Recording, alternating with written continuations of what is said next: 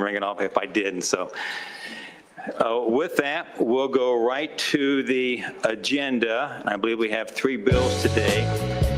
And the first one we've already heard before, and it is Senate Bill 1. And I would like to present amendment number 45. And I do have a hard copy so those who can see what that amendment looks like. And yes, Representative Porter? Thank you, Mr. Chairman. And I know you got your flow going on, but I just want to express my concern. First, thank you for meeting with part of my team on Friday, but we did not receive this hard copy amendment till 5:32. I don't know what happened. I don't know who got it before we did, but my team did not get this amendment until 5:32.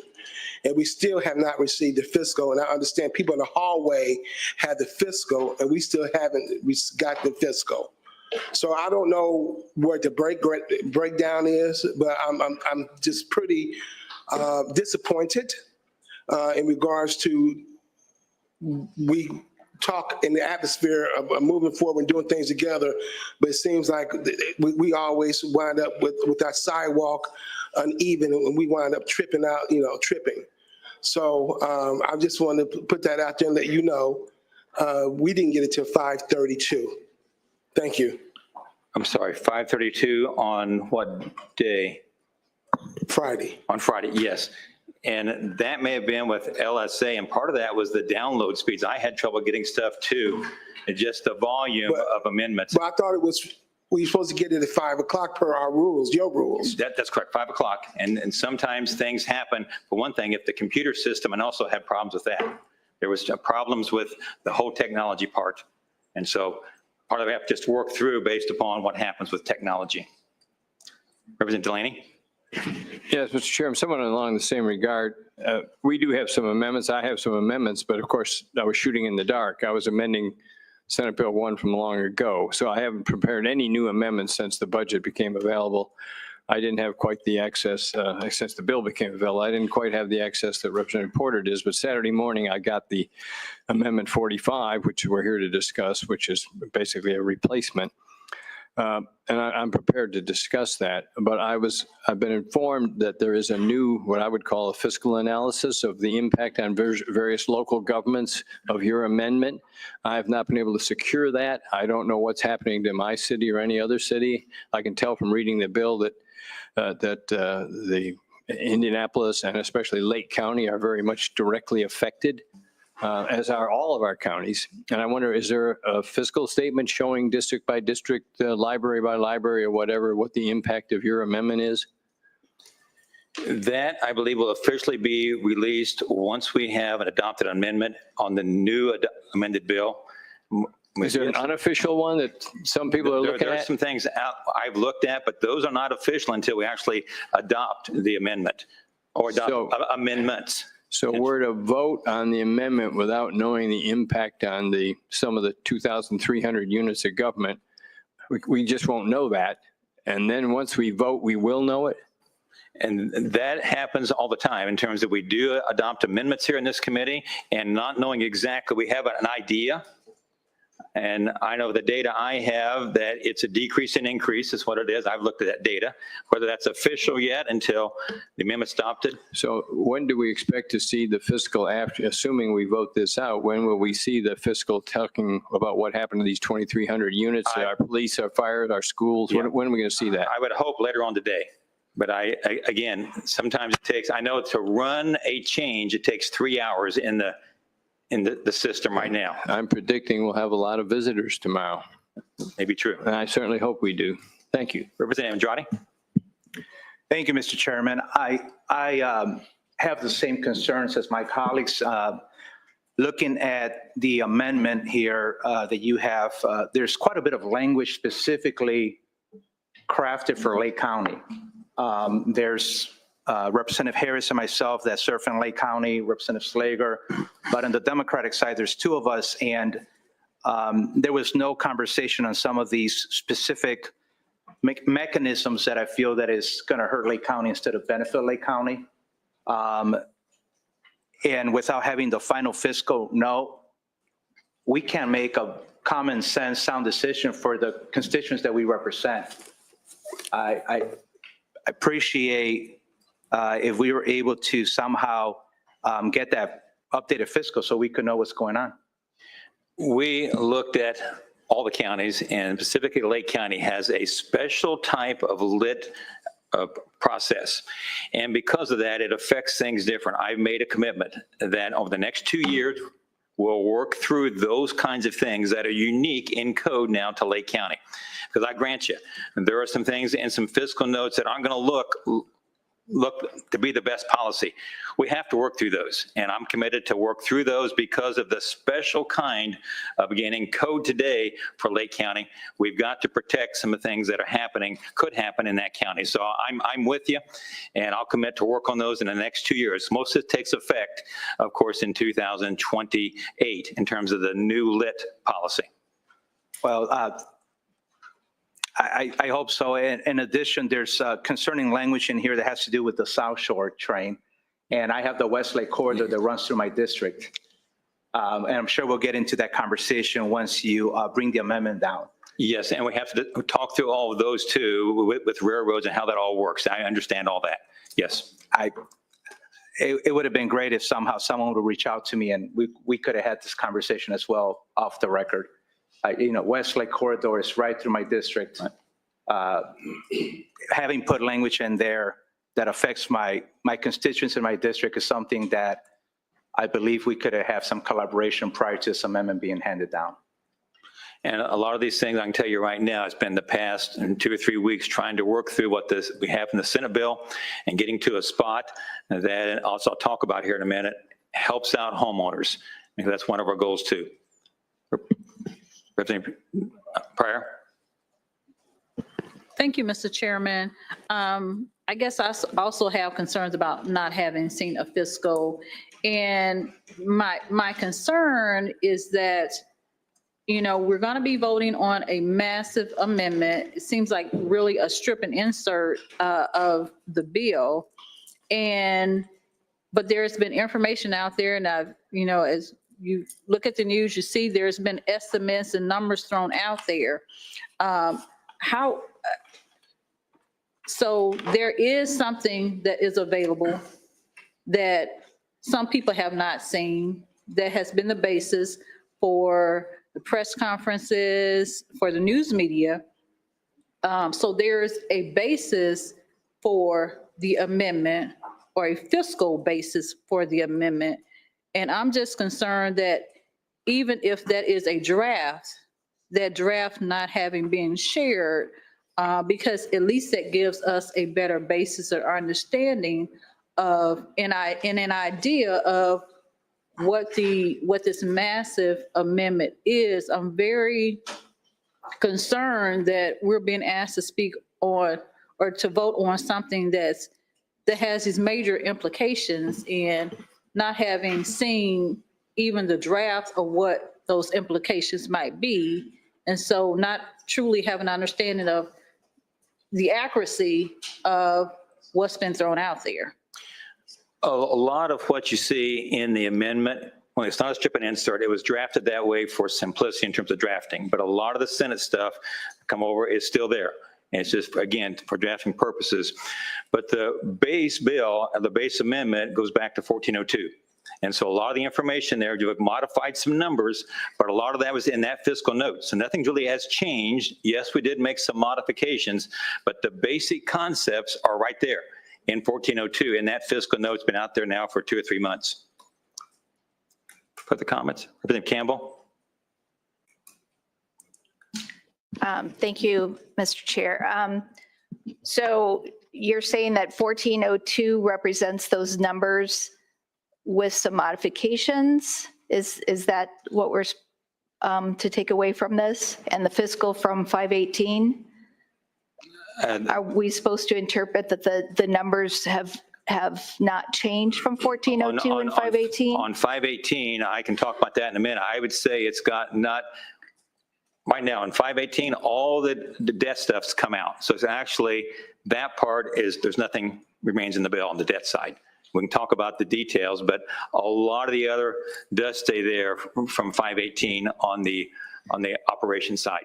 We can talk about that here in a second on the amendment. But as far as the local units, the numbers are basically the same from 1402 that we're adopting today No, or I'm being saying proposed that the today? policies in 1402 have been carried forward with modifications in a lot of cases. Not great modifications, but some changes. Okay, without having those applied, I feel, this has occurred before where even on the floor, the discussion has been made that we're voting on an amendment where we don't have a fiscal analysis. So we can't really judge that. So basically, I feel like we're being asked to vote on a blank check when we don't have those numbers. That has always been the case on amendments in committee and amendments on the floor. But the fiscal will change in updated fiscals. That's been the practice here for the past 27 years I've been here. So it's nothing changed at all with regard to what's been the common practice. Representative Harris. Thank you, Mr. Chair. I want to echo a little bit of what Representative Andrade said as another Lake County person. There are changes that are impacting our area and we don't really have all the info. And I believe you said one of them doesn't come into, with the trains doesn't come into impact until 28, but reality is in 25, people are making plans for the future. And so without having those exact details, that makes it harder for people to plan out and decide what they're going to do. So would have appreciated actual information ahead of time as opposed to all of us kind of getting it here as we're sitting here ready to discuss and vote on. Thank you. Thank you. Any further comments?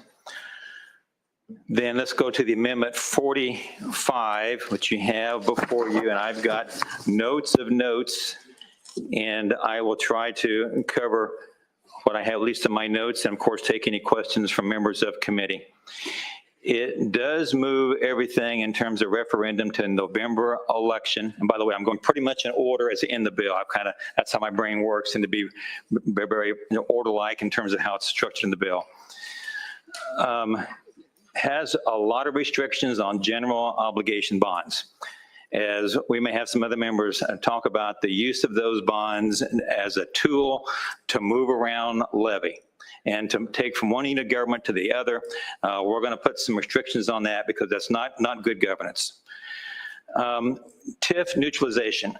We know, based upon the fact that we moved to a 2/3 deduction for homeowners and for the 2% property, 1/3, there will be a rise in rates. And we don't want it, for lack of a better word, a windfall to go to TIF districts because of increasing rate.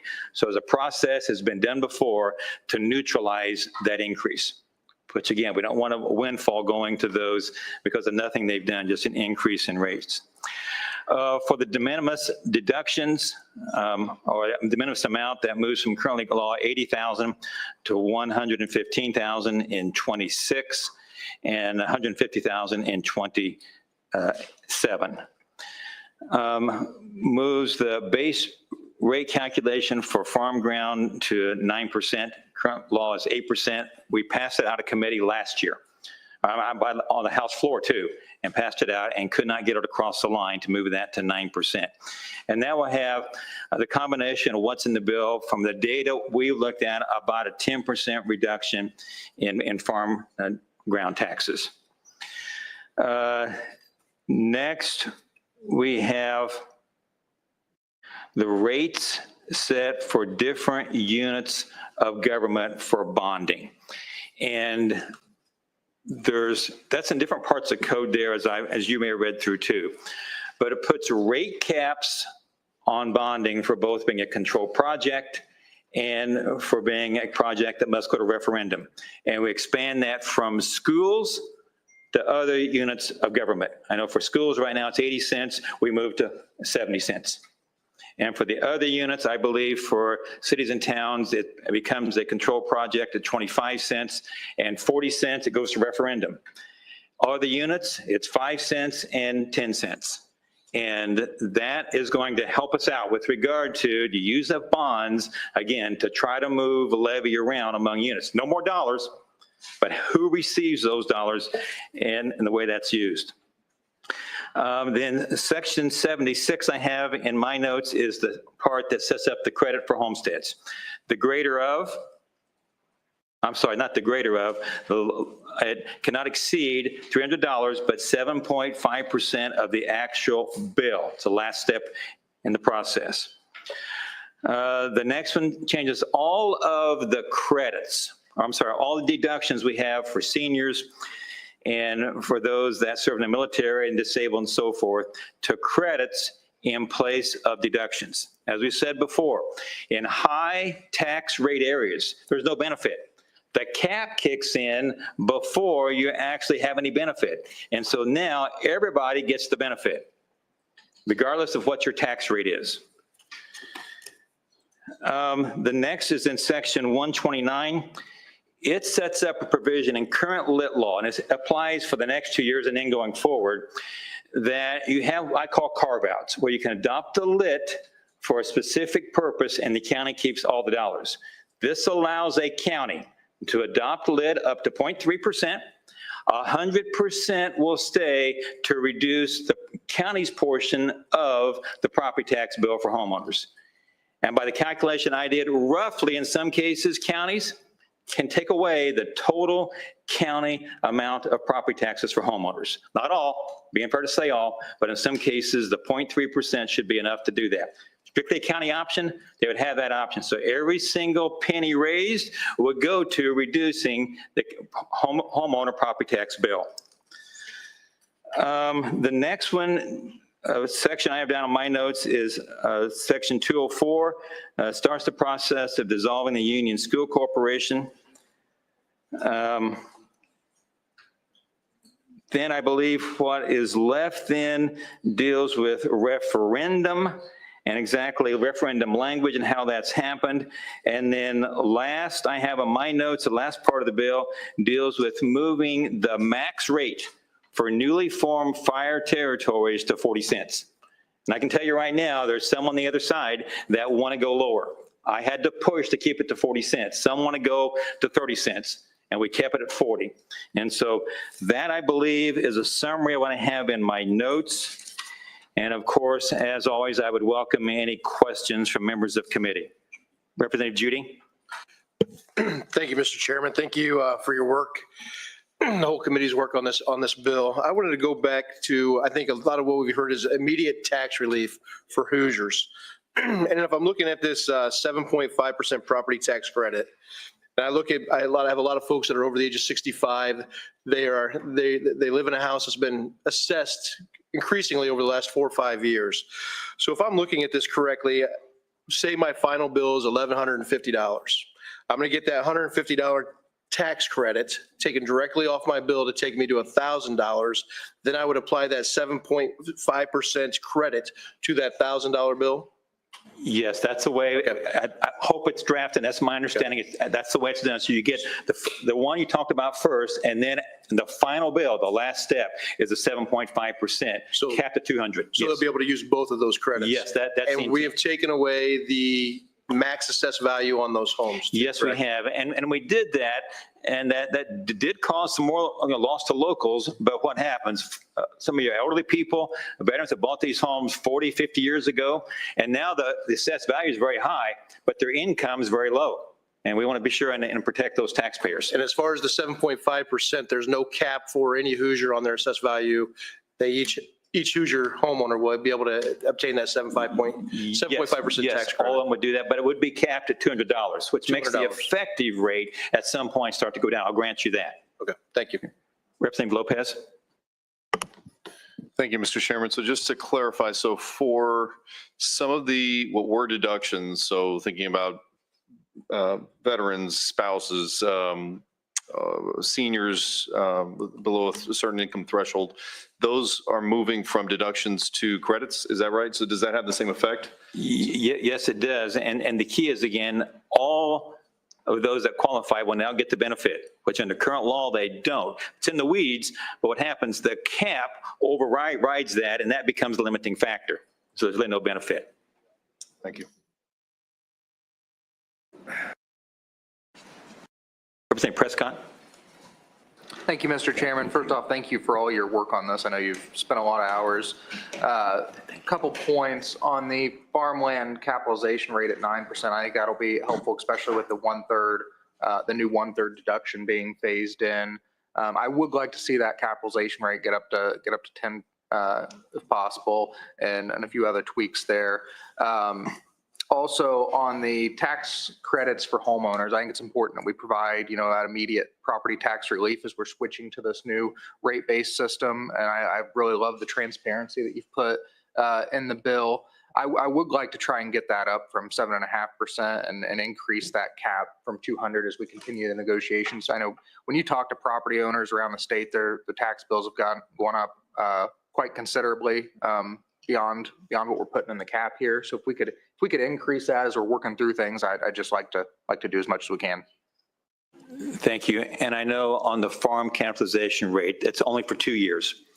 And as you know, I like sunset. It's one of my things. And this will force us to look at, are we doing farm ground the right way? I might argue it's not done the correct way. And let's look at that. I won't say I'm opposed to at some point in the future extending that on to 9% or whatever number it needs to be. But I want to look at it over the next 2 years. And of course, you'll be a part of that conversation. Thank you. I really appreciate that. Some might say we could be just doing property taxes in general the wrong way. And I like sunsets as well. And I might have another idea. Thank you. I understand. Representative Delaney. For the moment, I just want to talk about this $200 potential credit on my property taxes. What's the average person going to get? They're not all going to get $200. What's the average or median amount people will get? The last I looked at is right around that 200, a little bit above 1 year, I think, a little below in the other. And the reason why, you've got simultaneously the deductions going up, don't you? It goes to 40% in 26 to 46%, and because it's phased up. And so you've got both those moving parts. And so one's a deduction and one's a credit. But I think in the aggregate, it's about $300 or $200 per homestead statewide because of the other things that are happening that are reducing bills.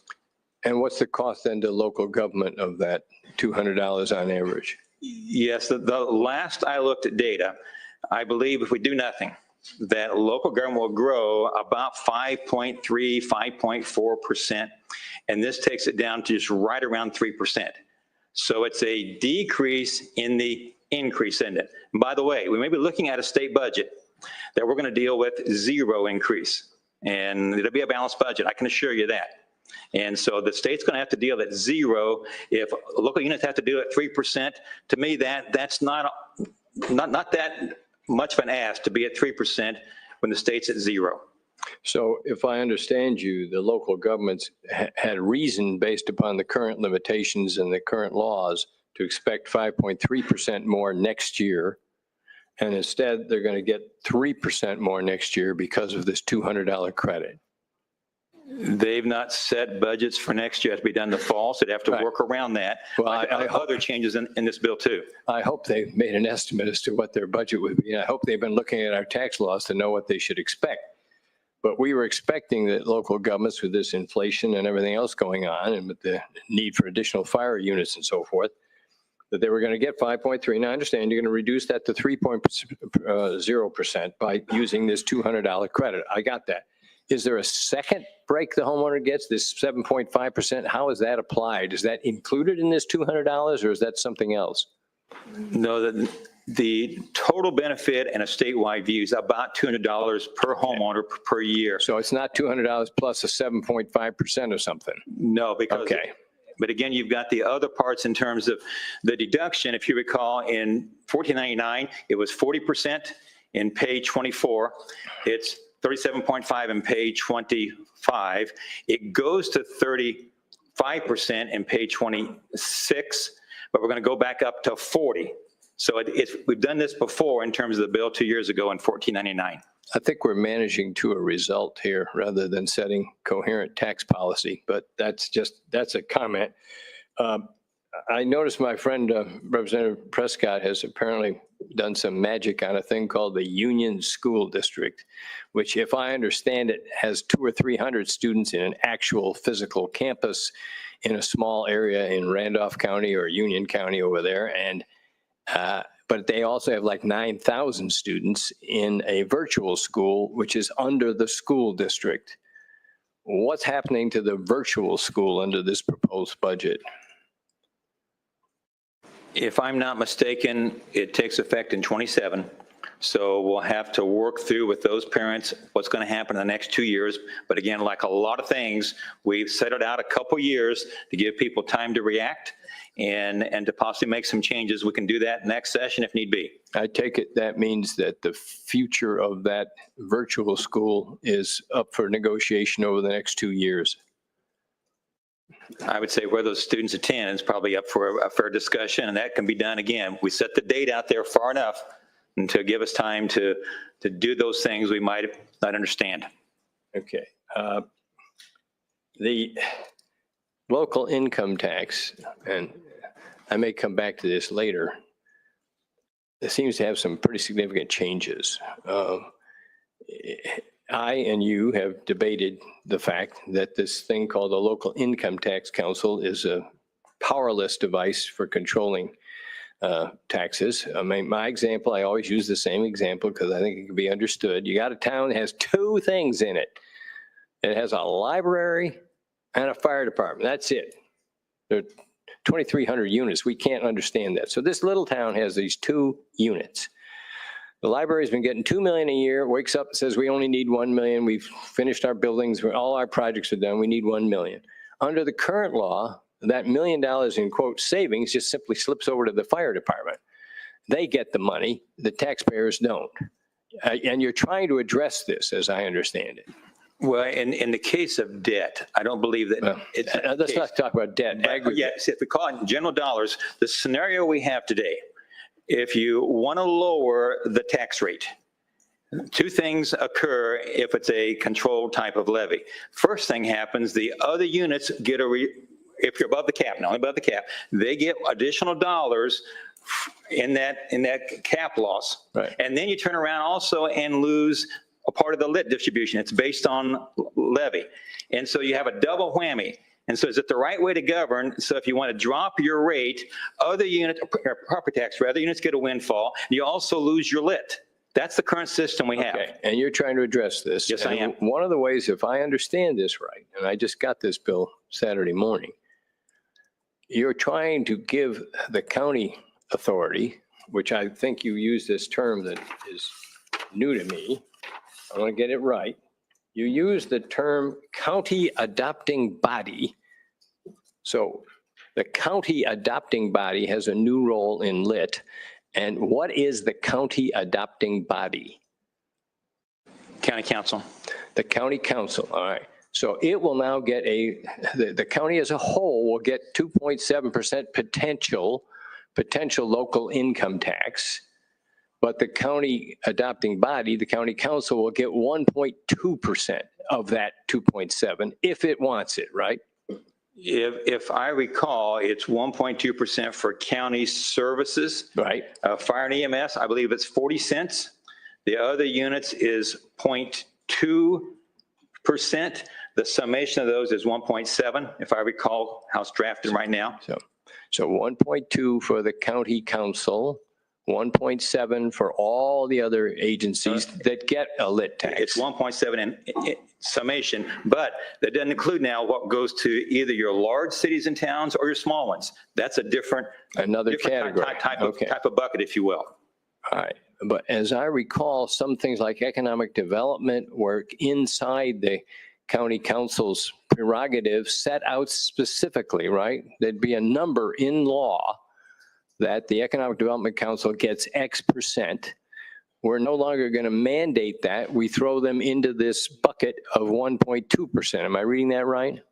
Yes, because right now, it's strictly, if that's even taxed, it's up to the county council to make that decision. Right. And it's really simplified government, because now you've got a bucket, county council, you decide, because they're making the vote, they should be the ones to decide where those dollars go. Now, that bucket, if I understand it, and if I were in local government, I'd be looking at that bucket. That bucket appears on a particular page, which it's not jumping out at me. But if I'm, for example, the Economic Development Council in a county that has by statute been getting a certain cut of the money coming to the county, I will not have that guarantee. I will have to go negotiate with the county council to maintain or increase my cut. And there's no guarantee today either. Well, They can do it right now if they so choose. but now you're basically setting it out. They got a blank piece of paper and they got 1.2%, and they can spread it around where they want to. Yes, That's very clear under this bill. That's Okay, correct. I think that's a fundamental change. And one of my concerns about this bill is we're affecting not hundreds, thousands of taxing units. I'm paid to sit here and I don't know what's going to happen to them. They're paid to get up every day and worry about their local unit. How are they going to know between now and the end of this session, in a week or two or three, how are they going to know, and how are we going to know what we're doing? I don't want to vote out of existence or shrink to nothing some unit that I believe in. There's plenty that I don't believe in, okay? But there's some that I do. How am I going to know this? Going forward, and again, this is in 27 or 28, the county council will be the one, and we've got 2 years. If there are issues, we can fix those. But the question becomes, do you want a system where the legislature says exactly how you have to spend, or should it be the adopting body should be the one? If you believe in local control, this really puts it back at local control in place of, in this room here, deciding how money goes every place. It should be the local units. Let's talk about local control. I'm sure the locals love anything that increases their income and don't want to control anything that shrinks their income. But let's talk about what we're doing on this relationship between local income taxes, and property taxes. So am I right that for 2 years, the next 2 years, we're giving authority to the local government to increase the local income tax by 0.3%?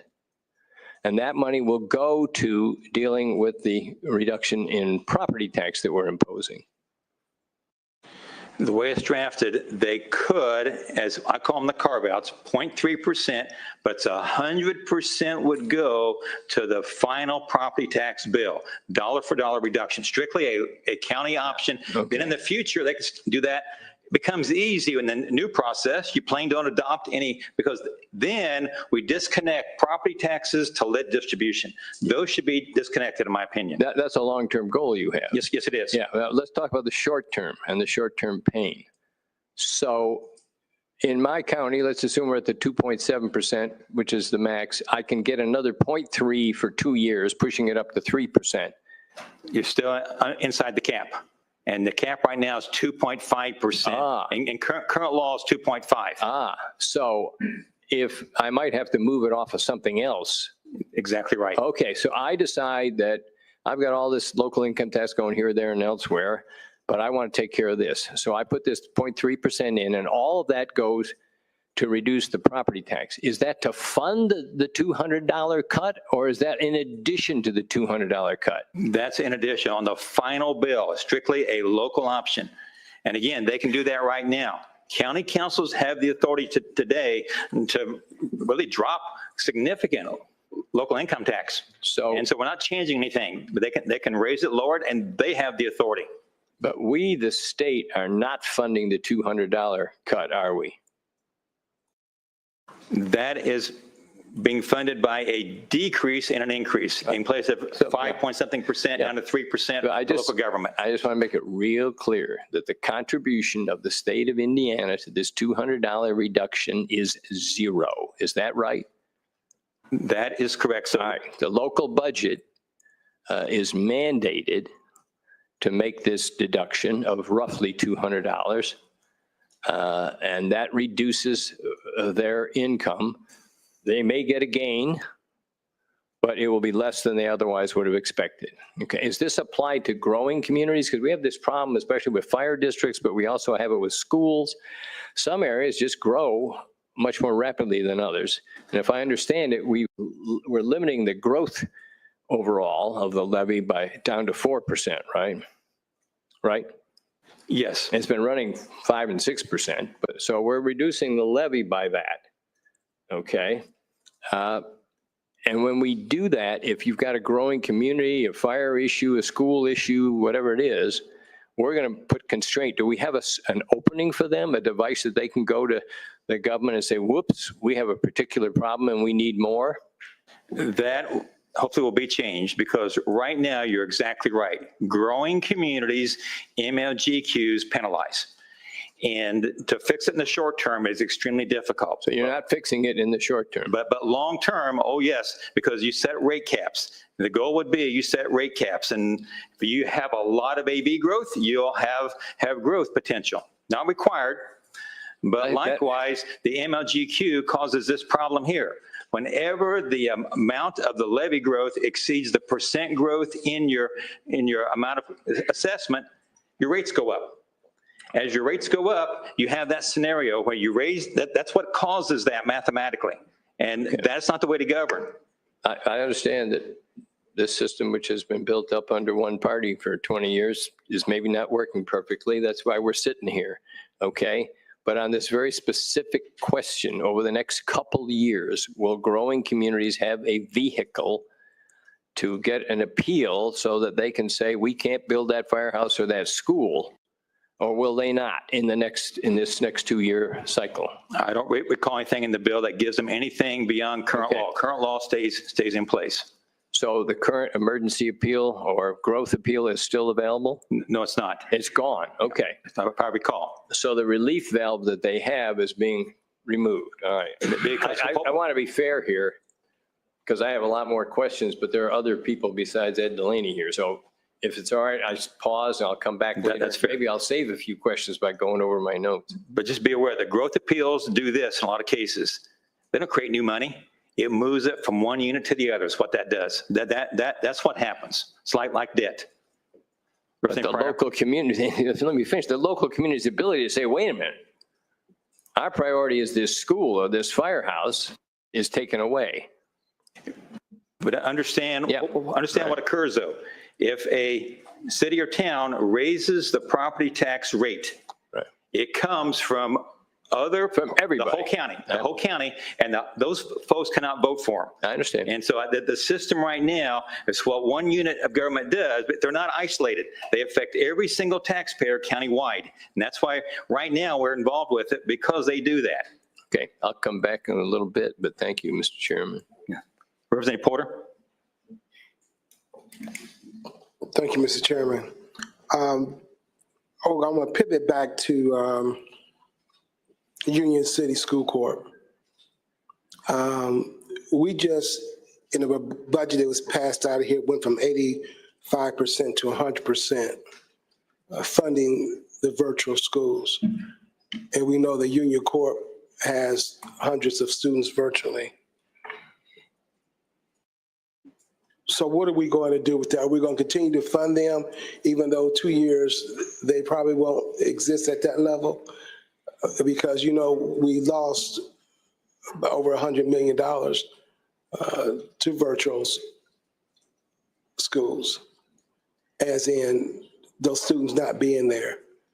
It's still in litigation after 4 years.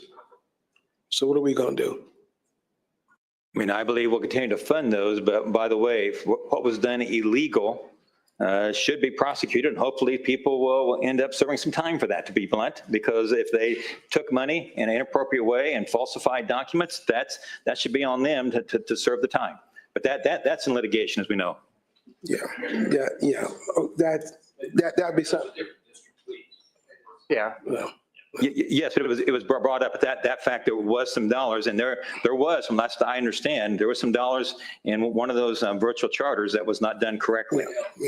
Yeah, and that's another discussion. yeah, but it's still the virtual family. So $0, Mr. Chairman, in regards to coming from the state to local government, right? I just want to make that perfectly clear. We said that earlier. So $0, so another shift. That's correct.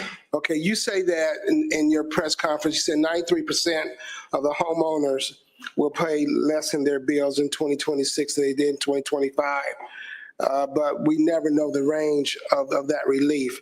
Is it $1? Is it $100? And I don't know if that's been determined at this point. So do you know actually what the 2025 bills are going to be as you make this claim? Yes, for one thing, only 93% will pay less than they would have without this bill. And so there'll be some increase. 55% will actually pay less in pay 26 than pay 25. And we do know that it's roughly $200 per home is what will be the decrease compared to current law over each of the next 3 years. A total of, roughly $600 per home, rough numbers now. It's a little higher 1 year. Again, you've got moving parts because you also have the deductions going up, don't you? Yeah, you have deduction going up, yeah. So, but we still don't know if someone get a $2, decrease or $198 decrease. So the 200 is an average, right? $200, is that an average? The 200 is the average, but don't forget, we Okay, also. that's an average. Just to make that perfectly clear. In the fact we have also in this bill, some things for seniors. And some of those are all in this big fiscal note. So some of these seniors and veterans have not been receiving a benefit are now going to receive it. That's all in this. So the 200, you can't say that's just from the property tax portion. There's other parts of the bill affecting that too. Go ahead. Okay, how are local governments going to, in many years, eliminate the 30% depreciation floor for personal property tax? The 30% floor stays in place for all property in effect, right? It's all current property. It was assessed on January 1, it's all there, 100% of it. 100% of it is still there. Still there. Now, now the de minimis. But however, what? De minimis goes to 115 and 150 in the next 2 years. But I can argue that that's just an inflationary increase, nothing more. Yeah, the further questions, do we know how many units will be reworking their lit tax? Will indeed maximize their county combined rate? I know you had a conversation with Representative Delaney of 2.9%. There already exists, Mr. Chairman, the ability that we have many years locals without changing the increased lit rate by $5 billion. But they have not done it in all the years that they had the opportunity to do it. In other words, they had the opportunity to do the lit, but they have chose not to. That is correct. They've chosen not to. So so they chose not to because they knew that it'd be detrimental to them. Is that correct?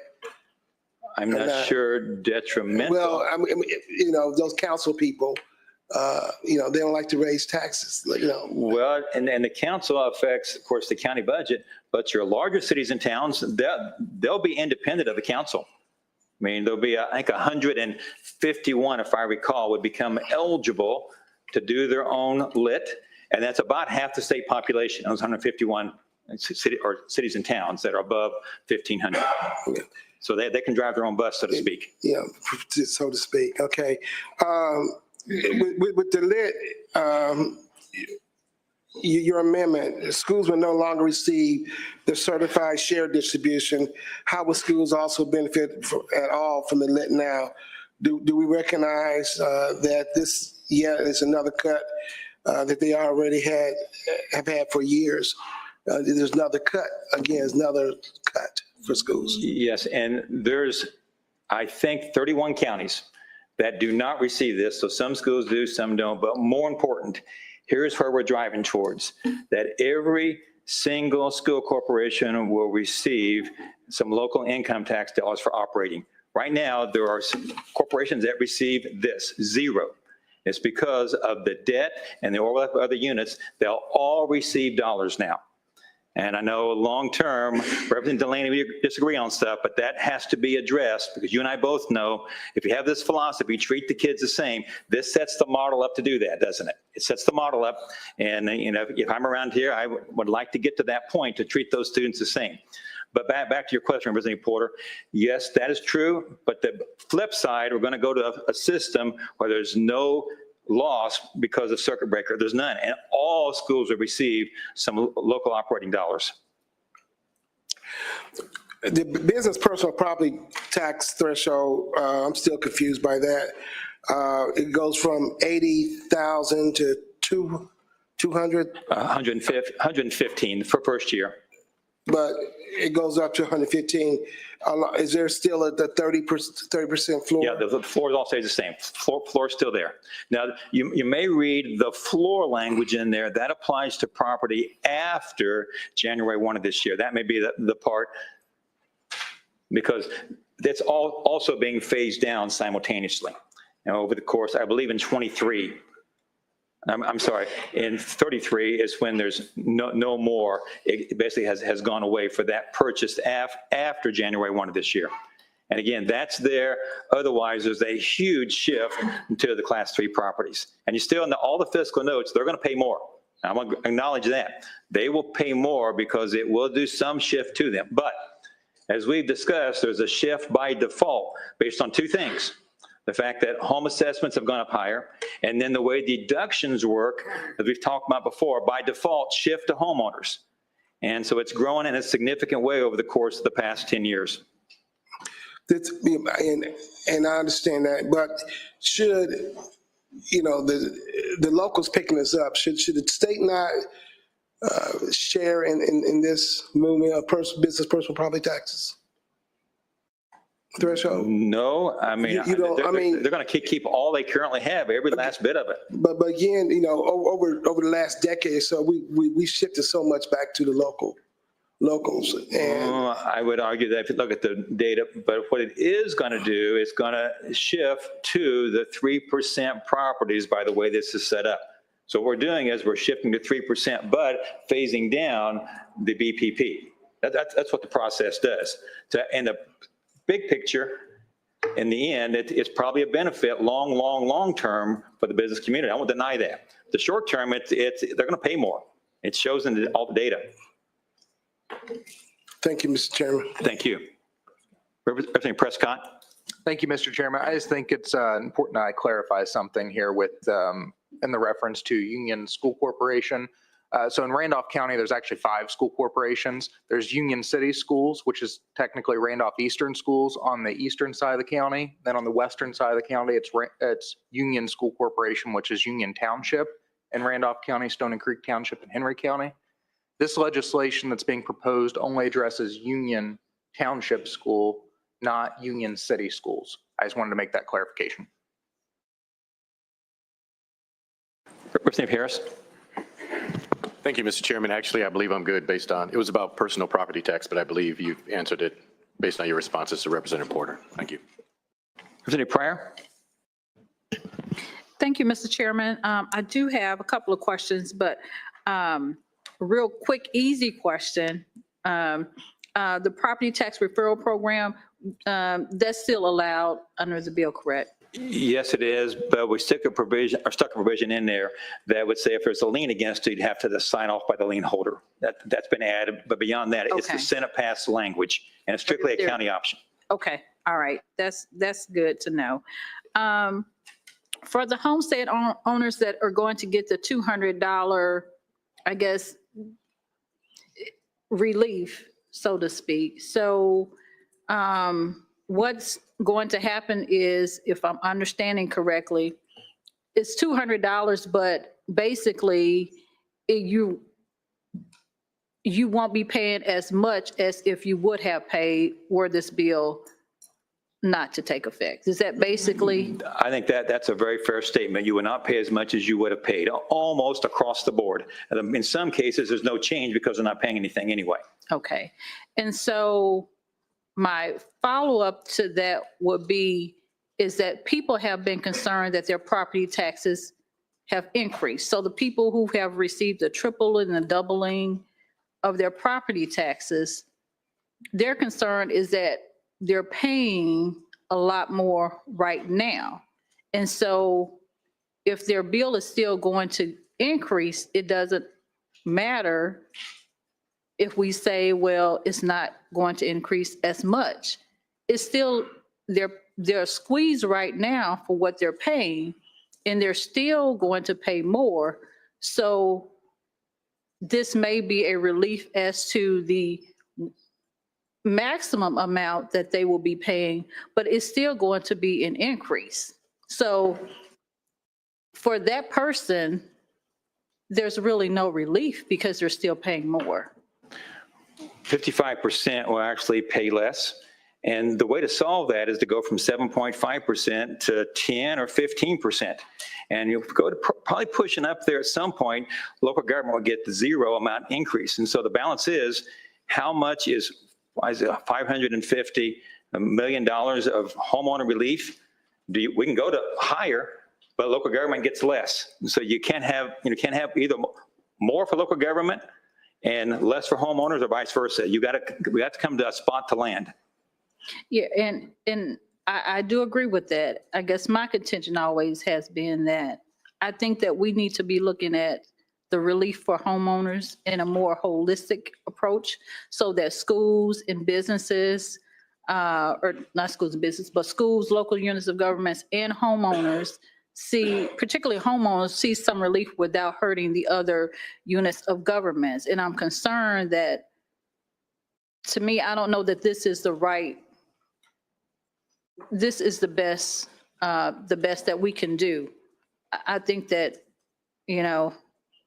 we need to make sure that we're helping everybody, but not harming anybody. So I'm concerned about that, because even with everything that we have, we still have the 1% property tax cap. So, we can give people relief and we can say there's some relief, but the cap is still there.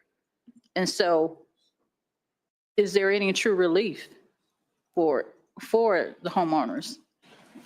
Yes, there is, because they, on the average, will pay $200 less per homeowner. And again, as you know, because of past several years of behavior, it's all over the board in terms of which ones, but that's on the statewide view of what will happen. And again, the same old scenario develops. If we can give homeowners more relief, local government gets less. We've got a spot about a 3% growth. That's going to, I feel very safe in saying, easily exceed the state budget growth.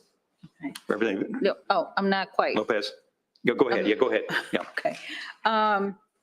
And then, so kind of along that line, so 2-3 years from now, or whenever the business personal property taxes is phased out, I think you said that there will be a shift. That shift goes to the homeowners. No, it goes to the other 3% properties. That's where it goes to. Okay, it goes to the other 3% properties. Yeah, I will grant you, those that have little amounts of, like I said before, 2 identical buildings, one full of people, one full of BPP. The property taxes they pay are night and day difference. I argue this is true. The one full of BPP probably needs less services. They've been paying part of the taxes for the other one. That's my opinion, because they've been paying a whole lot more, and the one that doesn't have any BPP a whole lot less.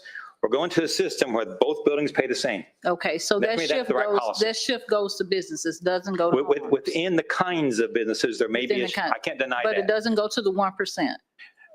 You can't say, because they're all going to hit the cap at exactly the same point. That's why we can set rate caps in, because there's nothing to be gained when you go above $3. We know that. At that point, it'd be the harder vote. I said in committee, I think a couple of weeks ago, the hard vote, we're going to set rate caps and it's no higher because there's no more dollars. I had someone come in my office here a while back and said, I talked about the rate caps, and he said, but what if we need more money? And of course, I knew the scenario, and their scenario back home, it was, I can use bonds. They bond. You know what? The well is dry. That's what I said. There's nothing left. And that the Constitution does that for us. And we have to honor we should obey the Constitution. Took an oath, didn't we? Yeah, we did. So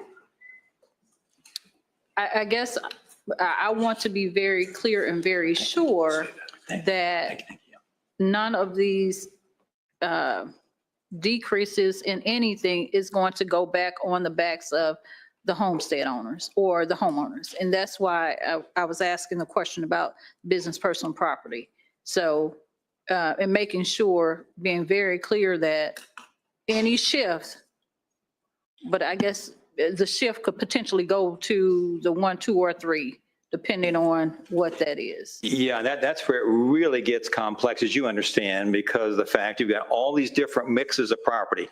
You've got, 2,400 units of government, and every single one of them has a unique scenario based on 3%, 2%, and the value of the homes. In the new system, there's one understanding. It's all identical. They go from 2,400 to one type of system. It's simple because the rates set the cap, don't they, at that point? Okay. I think that's all I have for right now, Mr. Chairman. Representative Andrade? Thank you, Mr. Chairman. Can you please elaborate more on the tax rate change with Lake County, specifically how the taxation units of distribution will be with Lake? I don't know for sure. I do know from my understanding right now, it goes to the county portions, my understanding.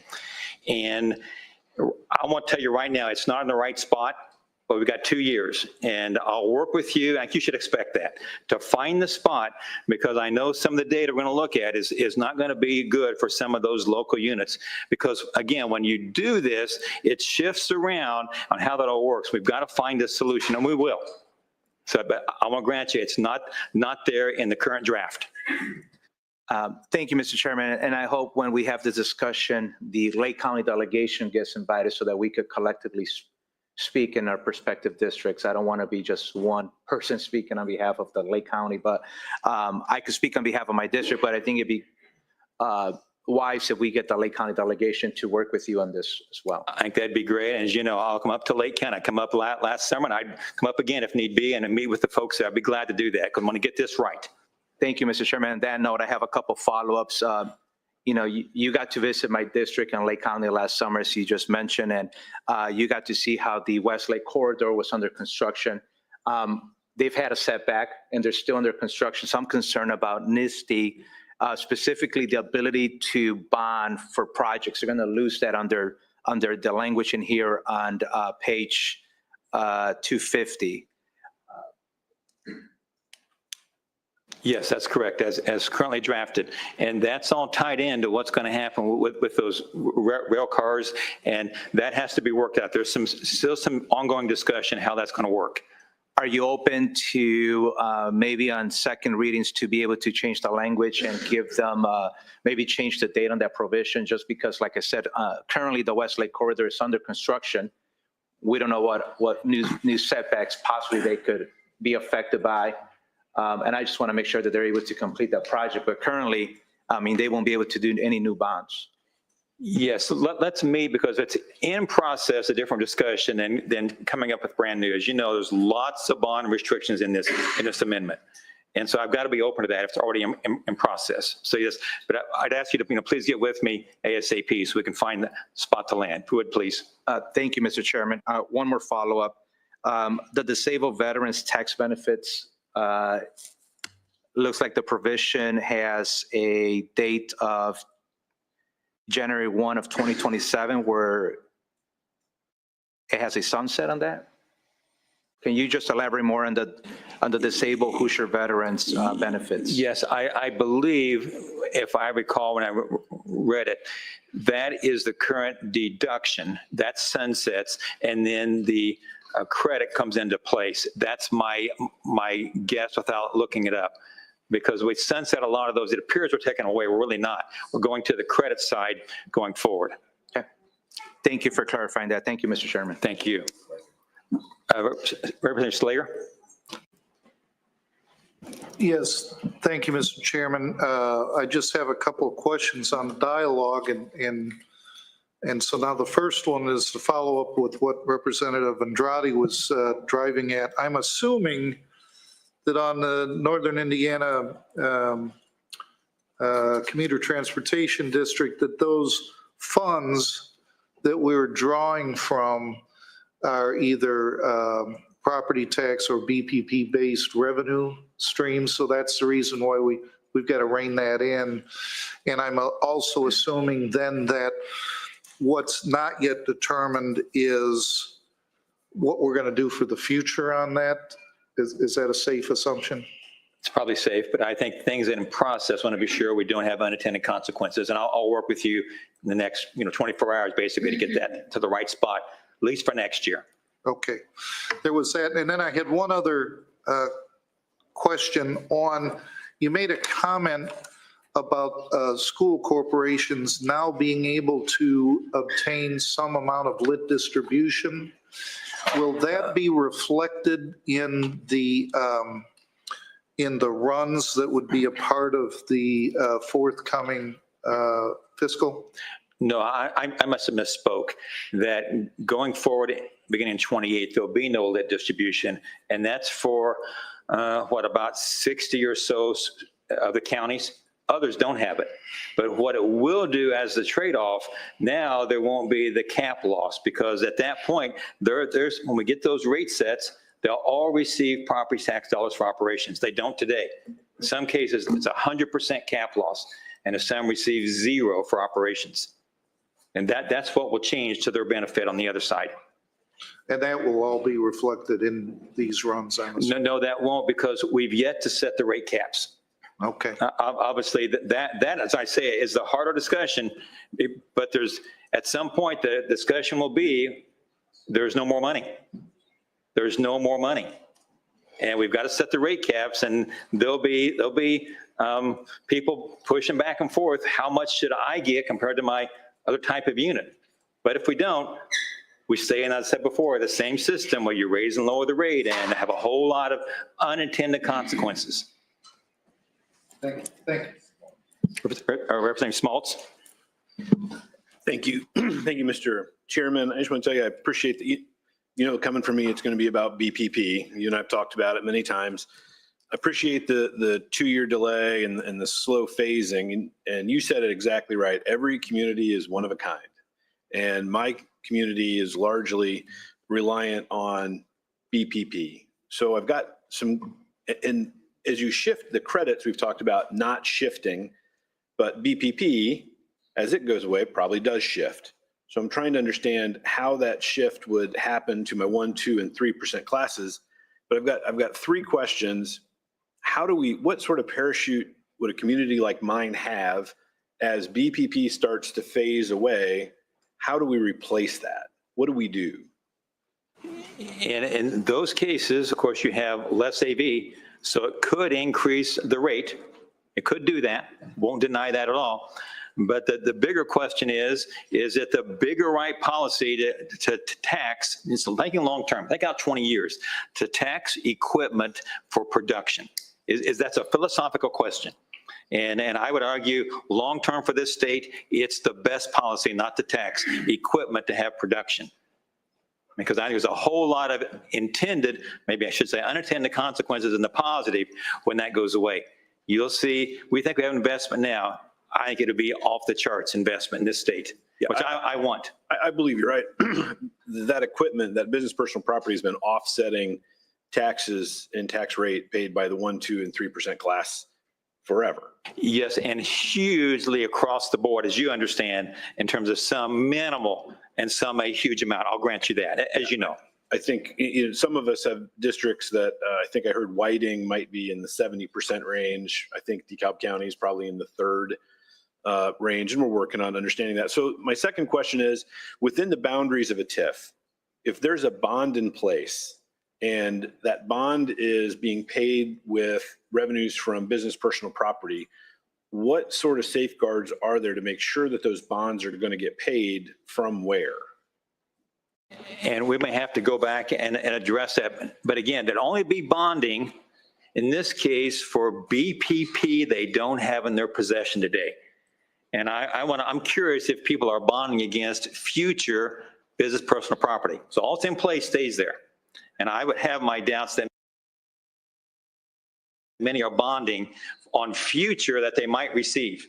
I would think bondholders would be kind of a leery to do that. Maybe I'm wrong. Well, I think you're right. I think you'd bond based on what you had today, but as business personal property comes off of that, that's revenue gone that you could have had a bond issued using as payment.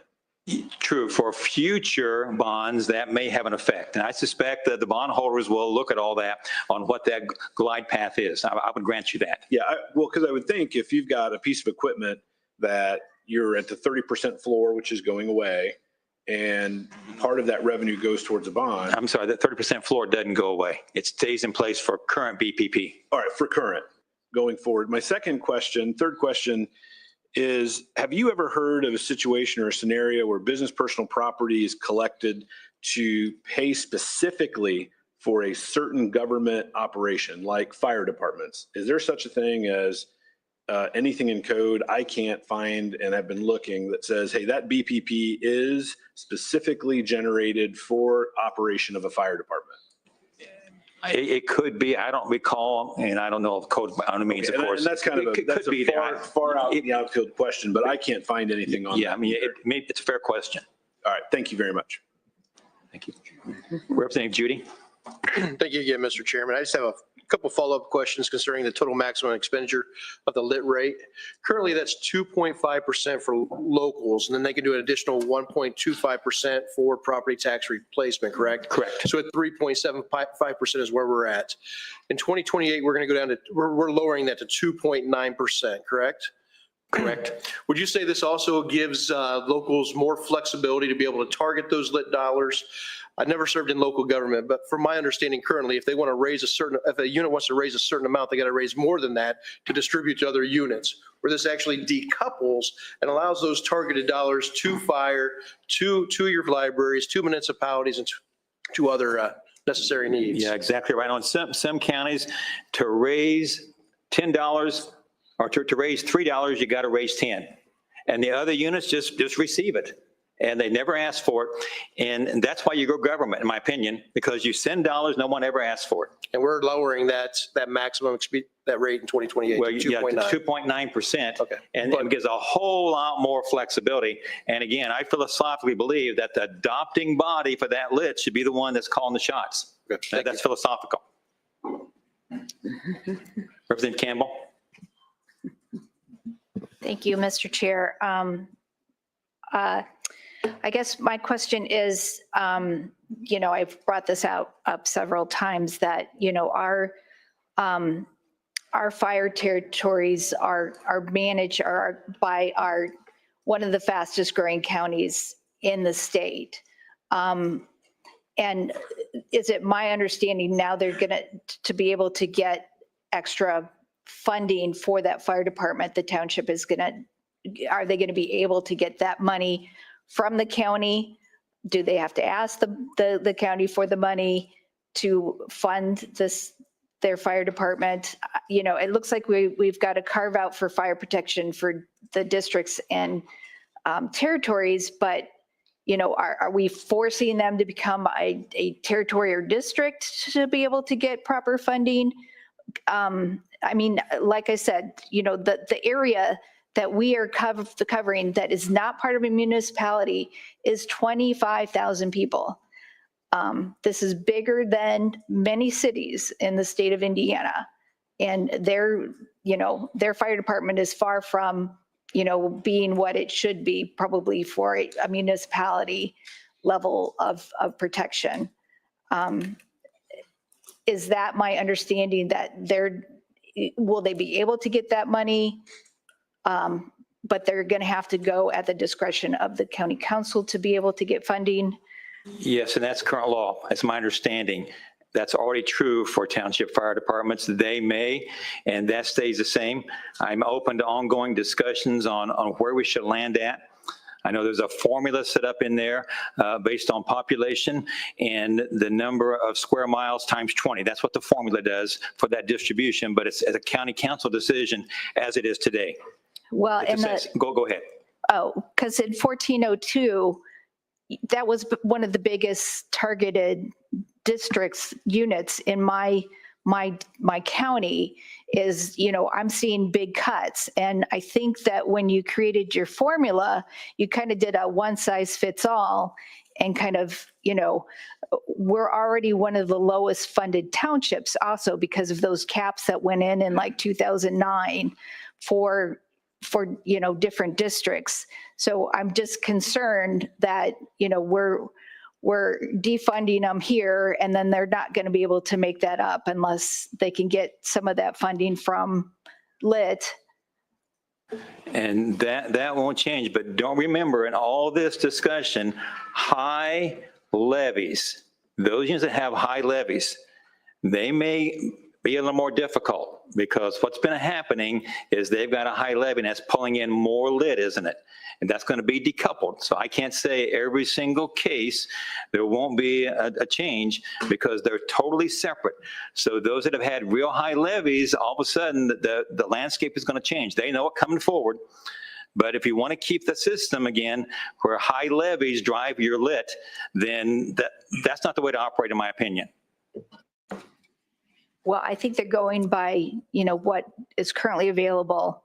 I know when our township trustee took office, we needed to ramp up, and we could not rely on volunteer firefighters at this point. So he was able to maximize some of that to be able to hire full-time firefighters. And again, 25,000 people is bigger than some of these counties. So the assumption that, local decisions are inappropriately levying, it's not taking into account what is actually happening at the local level. But in terms of any lit distribution, it stays as current law. Current law still carries through. So what they're doing right now, the county can still do. Nothing has changed, is my understanding. Representative Clinker? Thank you, Mr. Chairman. Thanks for your change to Senate Bill 518. Some changes in that particular bill that for some people was very negative and had negative outputs and inputs. With that being changed, will there be, in your opinion, more money for public schools? Well, it's most of the changes on the debt side. And so, I can argue that because of that debt portion in 518, you're actually going to have to raise more dollars to pay for a given, but that's all gone away. In terms of, I believe the number of schools hasn't changed a whole lot without going back and looking. And so it may affect different corporations a little bit different on that formula. I'd say in the big picture, probably not a lot of change from what 518 had on that side. Not negative. Well, would it be a decrease and an increase again in one of those scenarios? And I'm not sure without looking at specific corporations. Representative Jordan. Thank you, Mr. Chairman. We've talked about a lot of micro details, and there have been a lot of really good questioning. The thing is, in my district, in all of our districts, we have elderly and homeowners whose property taxes have gone up 10, 20, 30, 40%. Let that sink in. Somebody on a fixed income, their property taxes have gone up 10, 20, 30, 40%. Now that elderly person can't do a referendum, they can't do a lit. All they can do is pay a property tax that has gone up 10, 20, 30, 40%. Now we can argue about the details, and we are, but this bill saves Hoosier homeowners $1.1 billion over 3 years. I'm going to say that again just because we've talked about a lot of the details. It saves Hoosier homeowners $1.1 billion over 3 years. And we've made sure that with the elderly and with veterans, that isn't lost as it is currently. So I just wanted to again, we can argue about the how, but the what, we can't lose the what on the skyrocketing homeowner tax bills and what this bill does for them. So just wanted to make that comment to imprint all of us on why we're addressing this. And again, you can do it a myriad of ways. And Chairman Thompson, I think you've come up with a great short-term and long-term plan. So thank you. Thank you. But in a way, we're a local government, so it gets more dollars. Isn't it kind of interesting? By doing it by the credit side, that's what occurs in this case. Representative Campbell? Thank you, Mr. Chair. I'd like to respond to that. I think one of the major things that's missing here is the reason why the homeowners' property taxes have gone up at such a rate is because the 2% and the 3% assessments are done differently. Whereas homeowners are based on market value. Our market value homes have skyrocketed. The 2% and the 3% are not carrying the same burden. Their property taxes have raised at an even level, whereas the homeowners' property taxes went from an even level to an extremely steep level, forcing those homeowners to take on a lot of burden of the property tax in our counties. And this amendment does not address that. We're continuing to give additional cuts to the 2% and 3%, and we don't see what those numbers are because the fiscal for the homeowners is not available for us to even look at and see what those actual cuts are going to be. I mean, you're telling us maybe it's $200 a year. My community, when I surveyed them, 80%, it was about 80%, I think, did not want a property tax relief. They want to fund their schools. They want fire protection. They want police protection. They want the roads in my community. They're willing, it was a very small number that want a decrease in their property tax while losing the value that makes my county one of the most desirable counties to live in the entire state. So I think that this does not address why homeowners property taxes are skyrocketing. Thank you. Representative Campbell, I have already committed that I would sign a letter having this topic go to summer study, because I think it needs to be, that's the other part of the equation. I can't deny that, and so I will sign that letter. Representative Prescott?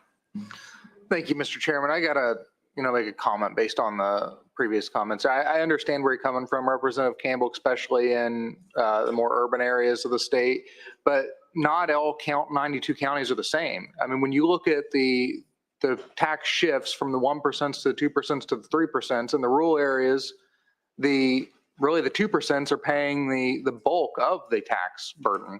When you look at farm ground going up last year 20%, this year 26% on average, if we don't change anything, 20% next year on average, that's a substantial increase when residentials are going down in those areas. They are. I've received tax bills in the mail in Randolph County. You look, residential has gone down, but agriculture has gone up 25%. That's the fact. So it's not the same in all 92 counties. Now, I think it's important to provide meaningful property tax reform for those homeowners across the state that are seeing those rapid increases. But we also cannot do it to spite our face on shifting that tax burden to agriculture and the rules that are seeing that shift going the opposite direction. So we've got to look at it from a holistic viewpoint. Not all 92 counties are the same. So I just want to make sure that we understand we do not need to shift any more tax burden to agriculture. Representative Pryor? Thank you, Mr. Chairman. Just a couple of things I would like to say. As we're talking about how much money this is going to save the homeowners, I think it's important to keep in mind that if I'm understanding correctly, that $1.2 or $3 billion savings is not really a savings in the sense that people are going to pay less than what they're paying now. It's just that they're not going to be paying more than if this bill did not exist. So I don't know, to me, if I'm understanding that correctly, I don't think that that is a true savings. Because the savings would be, if I start at $1,000, now I'm paying $800. That is a savings in the true sense of the word savings. I can't in due diligence say that I'm saving someone some money if they were going to pay $1,200 more and now they're paying $1,100 more, because they're still paying more than the $1,000 that they started out with. So I think I just want to make that clarification. The other thing that I would say is that it seems like every time that we have had a decrease for the business community, that has shifted over to the homeowners. So to Representative Campbell's statement, we have, everybody else has been benefiting from the decrease, but the homeowners have been the ones that have taken it on the chin and have been paying more. And now we're left in a position where people are starting to, are upset, not to the level, I don't think that of 2006, but people are getting to that point. And now we're trying to do something when we've been talking about it for years, that we've needed to provide relief to people. The other concern that I have is this is not targeted. It should be targeted to those individuals and those homeowners who have really suffered. And we have that data is available. We know the properties that have seen the doubling, the triplings, where their bills have gone up 20, 30, 50%. We know that. We have that information. LSA have that. And what I think we need to be doing is targeting those individuals who really need that relief the most. And I appreciate the fact that we're giving some relief to everybody, but the people who need that relief the most, are they going to be the ones that are going to receive the bulk of this $1.2, $1.3 million or $1 billion relief? I mean, are those the ones that's going to receive the bulk of that relief? And I haven't seen data that says those people who are truly struggling are going to be the ones that are really going to receive that relief, because those are the people that I hear about. Those are the people who really need it. So, thank you, Mr. Chairman. Representative Delaney. Yes. Thank you, Mr. Chairman. I was glad to hear the brief reference to the TIF districts. I'm very worried about their ability to pay the bonds. And they'll each have to ask their bond lawyers whether they projected future revenue when they decided how much they could borrow and what interest rate they could pay. That's their discussion, but I think there's some risk there. I want to go back to, I don't use the term BPP or business personal property because I don't think it's easy to comprehend. We're talking about businesses that sell space, so a shopping mall, an office building, versus buildings, businesses that make things with big machines that make them, automated equipment and so forth. I do not share your view that we should treat manufacturing differently in some dramatic way, which is what this bill does. It moves the taxes from the manufacturing side on the business property tax. It moves it over to the space, the people who sell space. And in those spaces is the modern industry. That's the dilemma. Man, my father worked in the same machine for 49 years, so I understand the value of that. But that is not the only thing going on in the economy. We have the softer skills. We have the architects, the lawyers, the doctors, and the offices and offices and offices, and you're going to shift the tax over there. There are substantial investors in those areas, just as there are in the factories. So you're going to really sock it to the people who own buildings that house people rather than buildings that house workers, okay? That's a decision. I don't know that I share your view that we should go this far in that direction. And in some communities, I think Representative Smaltz referred to his, and there's other places, the impact will be enormous on the property tax system, okay? So I think we've had to be very careful about that. Because ultimately, as I understand the bill, we're going to we're going to eliminate the business personal property tax over time. So that is probably the biggest single financial move, and that's the biggest single shift within that group of people. The ag thing, which Representative Prescott was here, but he's heard my sermon before. Both the ag and business personal property raise a theoretical problem. which is the farm has ground, but it has all kinds of business personal property that'll be affected by this. I've not seen that you're getting any credit for taking the tax off those $250,000 combines, okay? But I think you are, if I understand your bill. So they're in a very complex situation where they have land and equipment and labor, but we have decided to tax wealth or value or assets. So whether my building has only walls and electricity or my building has walls, electricity, and machine tools, I have wealth in both places. And we're either going to tax that wealth or we're not. And I think we're unclear on both business personal property, machinery, and on ag. And I think we need to have a long-term discussion before we do anything too dramatic on that. It seems to me the local income tax changes are monumental. And one thing we're doing here, which is interesting, this is not a political science experiment on its face, but it is.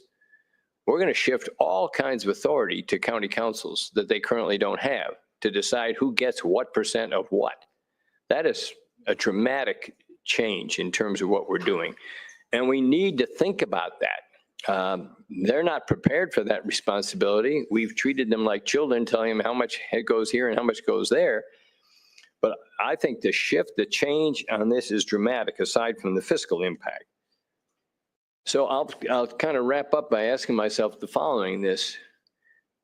If I were the governor, would I like this bill? I think not so much. It doesn't do much for the homeowners. It goes nowhere near his goal of billions of dollars here and there. So I think the governor may not be perfectly content with this particular proposal. I will refuse to assume that the senators are smarter than the members of the House of Representatives, but I wonder how they're going to react to this complex proposal, which fundamentally puts three bills together, 518, the one about charter schools, and that is limited, that is cut back. Thank you for that. I still don't like it, but it's cut back. Your bill 1402 and the original Senate Bill 1. So I think we have a tough job getting this over the finish line if that's what we want to do. This member will not be voting for this in its present situation. I think it makes too many dramatic changes at once that can't be understood. So we have a duty to knowingly represent our constituents and to understand what we're passing. This bill puts that test in trouble. It's hard to pass that test with this particular bill. So we need to think about what we're doing here and who we're impacting. So thank you very much, though, for your fair answers and the conversation that we've had here. I think it's most helpful and just feeds my doubts, but thanks for feeding them. Thank you, Representative Laney. Any further discussion? There's a motion. Is there, Representative Paff? Thank you, Mr. Chairman.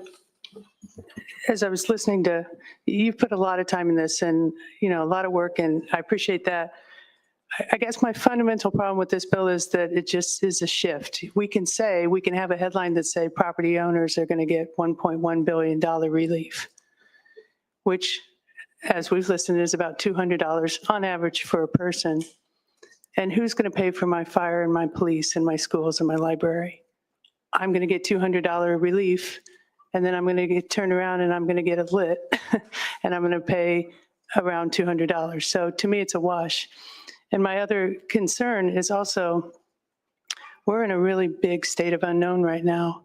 There's a lot going on in our United States of America and Indiana, and I think this is just such a big thing to undertake in the current circumstances. So I'm just, I would like to support. Thank you. Further discussion? Hearing none, there's a motion on the floor. Is there a second? Second. Motion and a second. Further discussion? I assume we want a roll call vote, Representative Porter? Stay in the obvious. Stay in the obvious. Call the roll, please. Thompson. Yes. Snow. Yes. Yes. Yes. Yes. Yes. Slager. Yes. Yes. Aye. Lopez. Excused.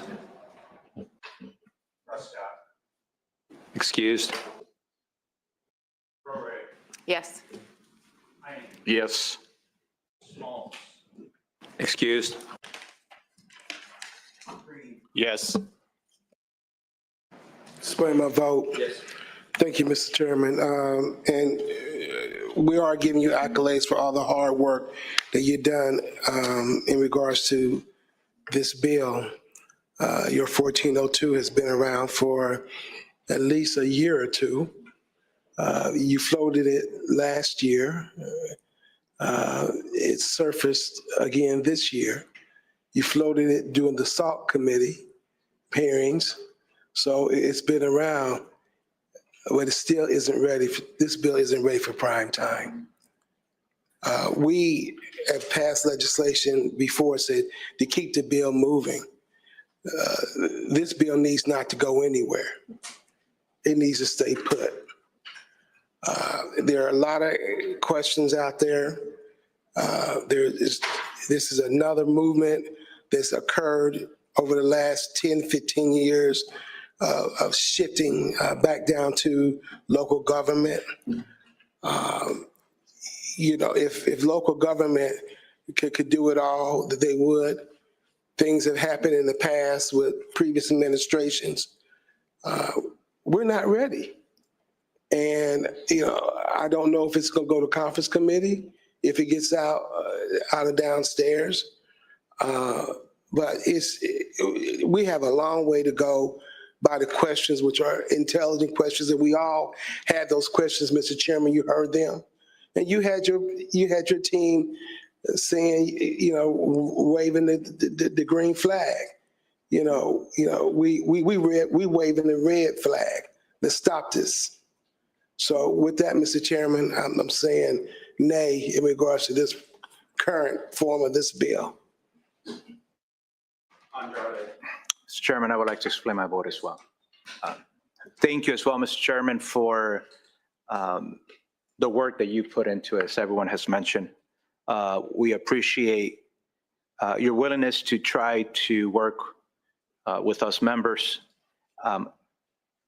As the discussions that we've been having and the uncertainty and, as we keep hearing that this is not in the perfect place that it needs to be,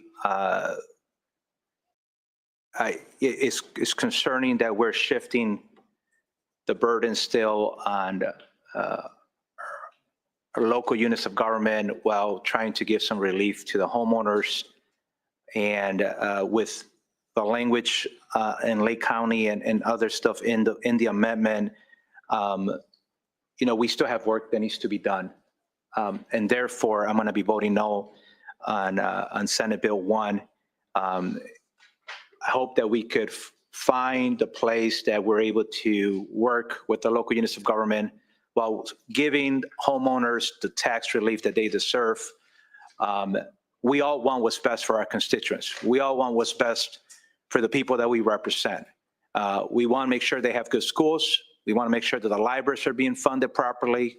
They have good roads because we all drive in those roads, while at the same time ensuring that our local units of government are having a good budget to take care of our police and fire and keep our communities safe. And at the same time, our homeowners are paying their fair share of taxes.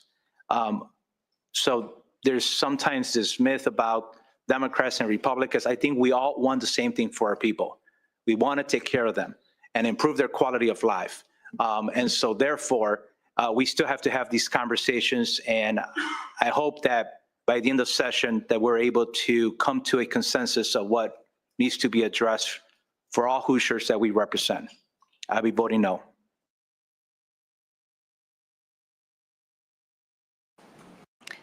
I'd also like to explain my vote. Without a fiscal, we are asking this group of decision makers to write a blank check. One size does not fit all, as we saw from discussion. We don't know what's going to be happening at the federal level. A lot of those farmlands that have been heavily subsidized may not be getting the federal dollars that they need in their communities. We're shifting a burden from property owners to those who want to attain property, those that are hardworking in our state, that want to own property. They need to pay for daycare. They want to have good schools. They want to fund their schools. I've been accused of wanting to defund the police almost every campaign that I've been in, which I have, is absolutely so far from the truth. Yet this bill literally defunds the police, our schools, our fire protection, our local governments, in making sure that we have good roads to drive on. I am voting no on this bill, or this amendment.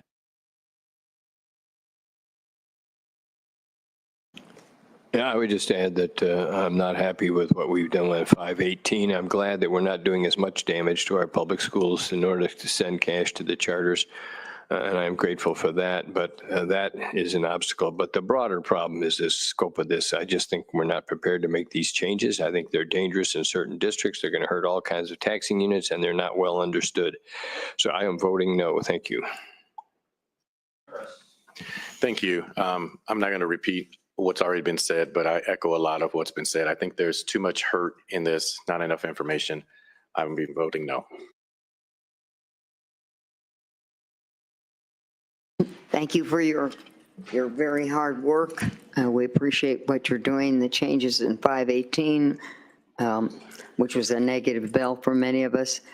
I'm hoping that we appreciate your work on the school funding formulas for several years, but I'm hoping that we see some positive input on this bill that will secure and make the future of our firefighters, our police officers, our schools, something that people will say, yeah, you did a good job. You saved us.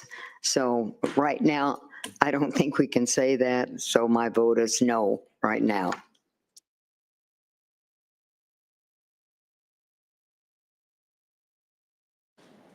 Just a moment to explain my vote. I do want to publicly thank you, Mr. Chairman. We've met about my concern for the property tax situation on several times. I do appreciate that. I think you completely understand where I'm coming from and the concerns that I have. And I do appreciate your work that you put in this bill. However, I cannot support this bill because I do not believe, based on the questions and answers and your forthright answers that you provided to us, that we're really addressing the issues that people have had about their property taxes. In addition to that, I'm concerned about the impact that we're going to have on local units of governments and schools. We're headed in uncharted waters right now because of what's happening at the federal government. And I don't think that we are really in a position where we need to do anything that's going to upset the apple cart right now. And I think this amendment and bill is going to further put us in uncharted waters. And so with that, I'm voting no. If I may, Representative Lopez, would you like to vote? Yes, sir. Thank you. And I'll just say, if you've got a piece of legislation that you have worked on, Mr. Chairman, and thank you to for working on this and to the staff, where more than half of property tax owners, residential property tax owners, are going to see a decrease year over year in their bills, and 90% of taxpayers in the state are going to get relief, and you've done it in a way that continues to protect locals and means that they're going to continue to have more resources, albeit a little less than they would have otherwise, but more resources to invest. I think you've struck a great balance. I know there's work that's left to be done. I appreciate your commitment to continuing to work on this, but I appreciate all the work that's gone into this, and I'm a yes. Representative Prescott, like to vote? Yeah, I'd also like to explain my vote. I know there's been a lot of hours going into this, and it's not honestly everything I would like it to be. I'd like to see a lot more property tax relief across statewide in this, both for residential, ag, and other taxing brackets as well. But with that, I will vote yes at this time. The bill passes out 15 to 8. The amendment, I stand corrected. The amendment passes out 15 to 8. I stand corrected. Thank you. Are there, by the way, before I forget, we're going to hold 472 and 465 to our later meeting is because of time. And again, I would like discussion, and so we'll just hold those bills and have another meeting later. Are there further amendments? Representative Delaney.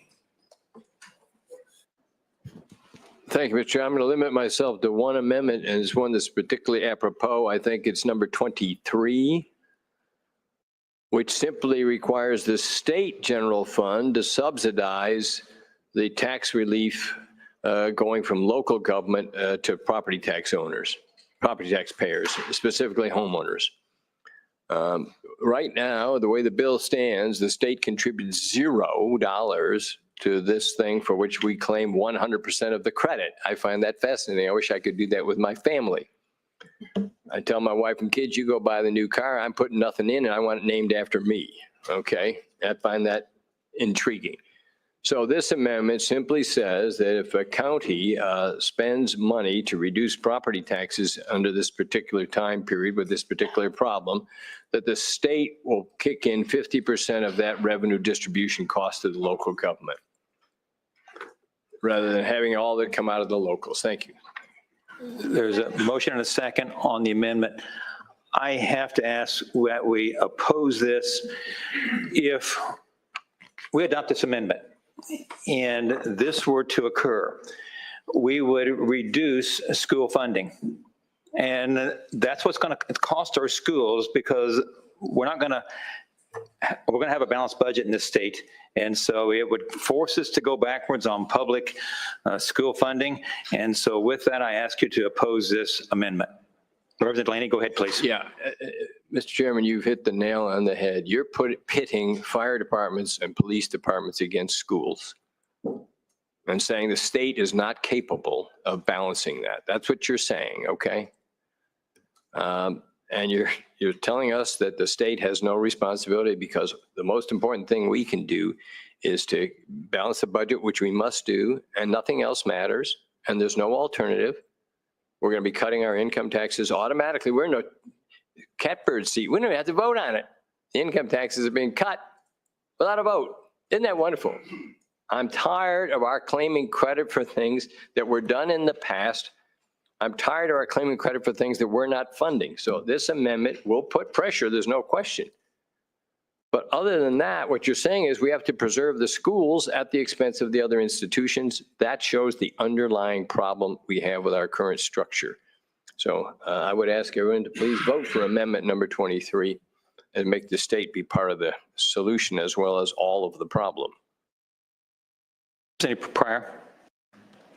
Thank you, Mr. Chairman. I do support Representative Delaney's amendment. I just want to make it clear that the state does have a surplus, and we don't have to cut schools in order to fund Representative Delaney's bill. So with that, I would ask everyone to support this amendment. Thank you, Mr. Chairman. Thank you. Further discussions? Roll call has been requested. We granted. Call the roll, please. Thompson. No. Snow. No. Jordan. No. Blair. No. No. Brian. No. Slater. No. Criswell. No. Judy. No. Mayfield. No. Lopez. Excused. Prescott. Excused. Roray. Excused. Heine. No. Smalls. Excused. Green. No. Porter. Aye. Andrade. Aye. Campbell. Aye. Delaney. Aye. Harris. Aye. Pinker. Aye.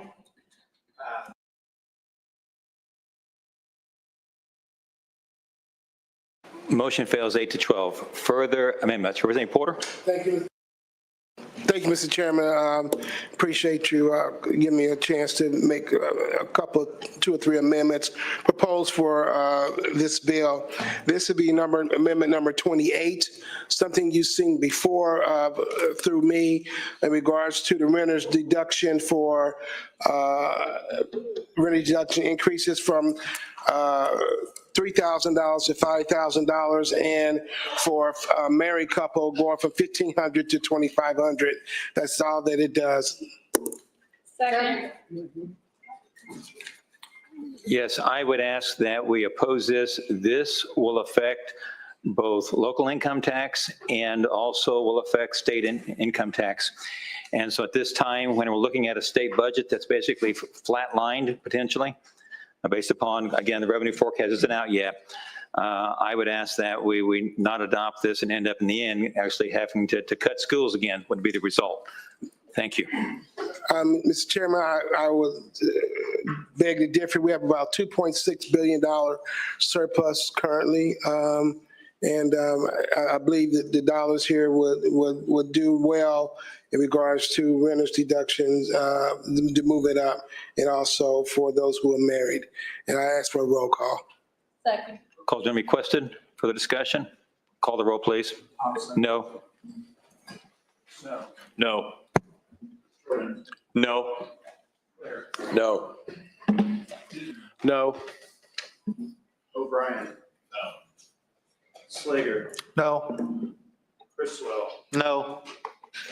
Judy. No. Mayfield. No. Lopez. No. Prescott. No.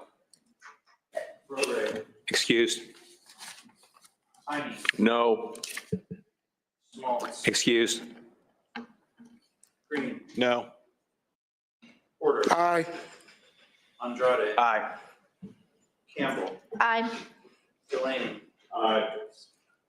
Harris. Aye. Clinker. Aye. Path. Yes. Porter. Or Pryor, sorry. Aye. Motion fails 8-14. Are there, Representative Porter? Thank you, Mr. Please. Chairman. This is amendment number 30.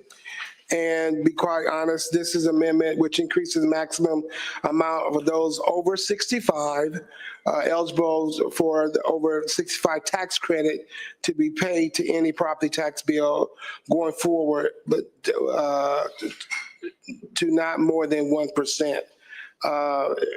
Due to the over 65 credit, we on this side feel those are eligible for credit have property tax caps of 2%, but we feel like it should be only a 1%. So that's what we're asking for in regards to try to take care of our seniors that meet the grade over 65. Ask for a roll call. Thank you. And as my understanding, this would cut the amount to local government.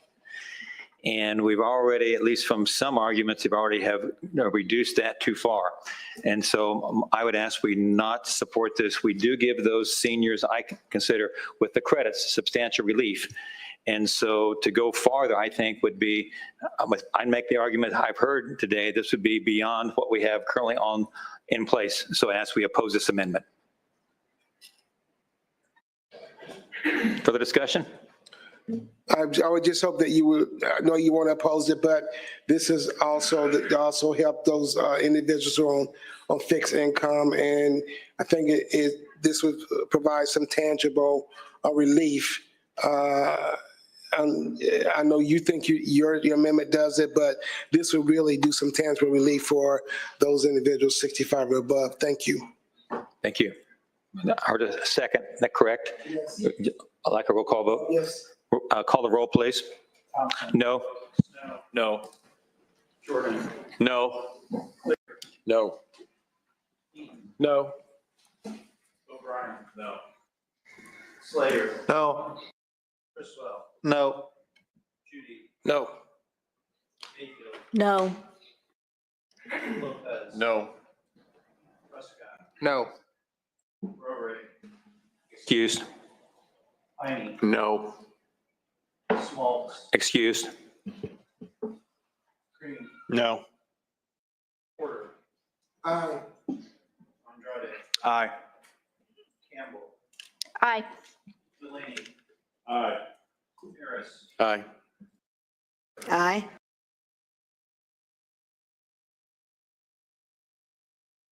Motion fails 8-14. Further amendments, Representative Judy? Thank you, Mr. Chairman. I'd like to offer amendment number 44. I think as we look at trying to make government more efficient, we've had fire districts and fire territories created throughout the state of Indiana. But I think if you're going to create a fire district or a fire territory, you should only have either that or a township and a township fire department. So what this amendment says that if you have a township fire, you cannot have a township fire department or a township and a fire district or fire territory in the same taxing district. I think this brings a government efficiency and saves the taxpayer dollars. Many of those services could be handed over to the municipality that's within that township or the county. I think as we move forward and we move to a tax rate system and away from that levy system, this is a policy that change I think we need to look at. With that, I'm going to withdraw the amendment, but I wanted to bring that to the light of the committee. Thank you, Representative Judy. Are there further amendments? Representative Porter? Thank you, Mr. Chairman. This is amendment number 39. And what this amendment does, it provides state funding to pay for 20% of the school transportation and property tax costs and 10% of the public safety costs for police, fire, and emergency medical services. What it does, it brings back in a very small way the property tax credit that was eliminated by previous administration under Governor Mitch Daniels in 2005. Prior to 2005, the state picked up about 20% of all operational property tax levies. So at that time, that's when the state was full partners in regards to that, unlike your proposed amendment that the state does zero. So this is basically what this does in regards to that. So we're asking that this amendment be adopted by consent to. Second. That's it. I did. Thank you, Mr. Chairman. Thank you, Representative Porter. That was good. I have to give you credit for that, for sure. I'm trying. I'd ask we have to oppose this in an amendment where we're looking at local government growing at about 3% in a statewide view, and the state looking at zero. I think that locals will have more new dollars than the state will, and so I would ask that we not make the state go negative, and so I would ask we oppose this. I asked for a roll call in regards to. Will be granted. Representative Pryor? Representative Pryor, thank you. Thank you, Mr. Chairman. I also support this amendment, particularly the public safety piece. When you look at like Marion County, where our sheriff's department, where the state does not reimburse the locals at the adequate rate that they should be as it relates to prisoners or inmates that are housed at the local prisons. I think I think the state does need to kick in more, and this is an excellent way of the state putting in the money that it should be putting in, particularly in Marion County, because the state is not adequately reimbursing us at the rate that they should. That's just Marion County. I don't know about the other counties, but in Marion County, we don't get reimbursed what we should to house prisoners that should be actually a part of DLC. Thank you, Mr. Chairman. Thank you. I believe the budget has some provisions to change some of that. Maybe not ample, but it did change some of that in the budget that passed out of the House. Further discussion? Call the roll, please. Thompson, No. Snow, No. No. No. No. O'Brien, No. Slager, No. Criswell, No. Judy. No. Mayfield, No. Lopez, No. Prescott, No. Roray, No. Heine, No. Smaltz, Excuse. Green, No. Porter, Aye. Andrade, Aye. Campbell, Aye. Delaney, Aye. Harris, Aye. Clinker, Aye. Papp, Aye. Breyer, Aye. 8 to 15. Motion fails 8 to 15. Further amendments? Representative Porter? Thank you, Mr. Chairman. This is my last amendment for the day. And I think maybe the last should be yes. Currently, this amendment number 40, sorry, Mr. Chairman, amendment number 40, school corporation transfer authorities. What we're asking is that currently schools have the ability to transfer, per the Indiana Department of Education, permission to either about 15% of their education fund to their operational fund. Where we're asking this bill moves that threshold up to 30%. The education fund is mostly used to pay tuition support and tuition support and operational funds and property taxes. Increasing the cost of property taxes, schools like transportation, utility costs, as we all know, are going up. We will want the education fund to pay for teachers and instruction to transfer dollars to their operations also. Most schools are approaching this threshold and are allowing schools to increase flexibility in their toolbox, so we can help avoid schools from failing by distinguishing failing schools under the distress unit school effort. So that's basically what it does. Hopefully, because of what you have done in regards to 518 in the equation, we're going to further defund the ability of schools to raise money through their property taxes. Hopefully schools will not, now I repeat, will not have to use this mechanism, but if they do, this is a means to do it. So this is purely a transfer mechanism.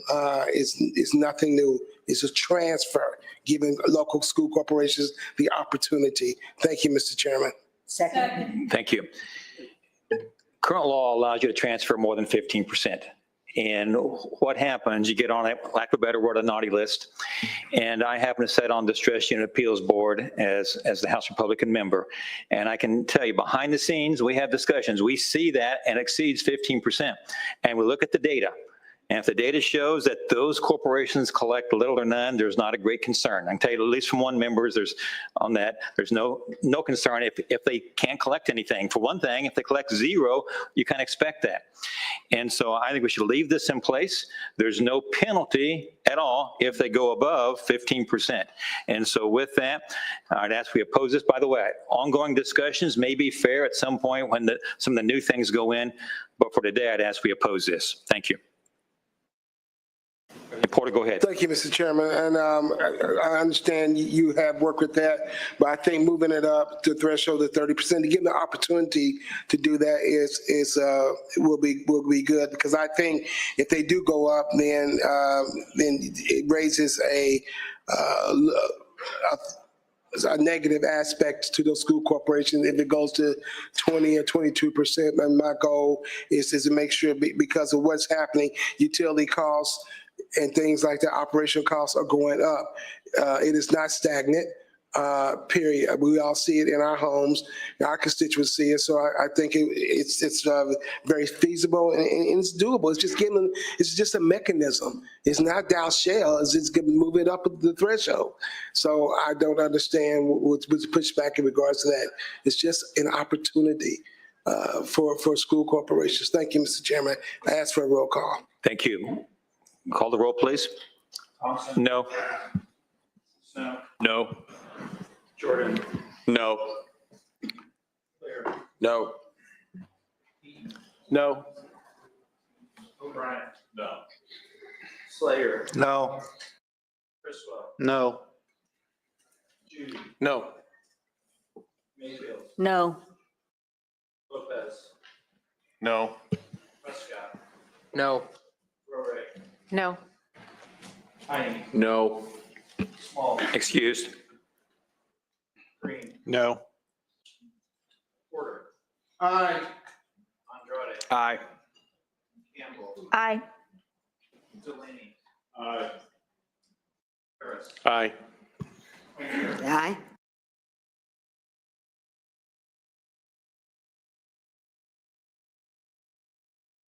Motion fails 8-15. Further amendments, Representative Judy.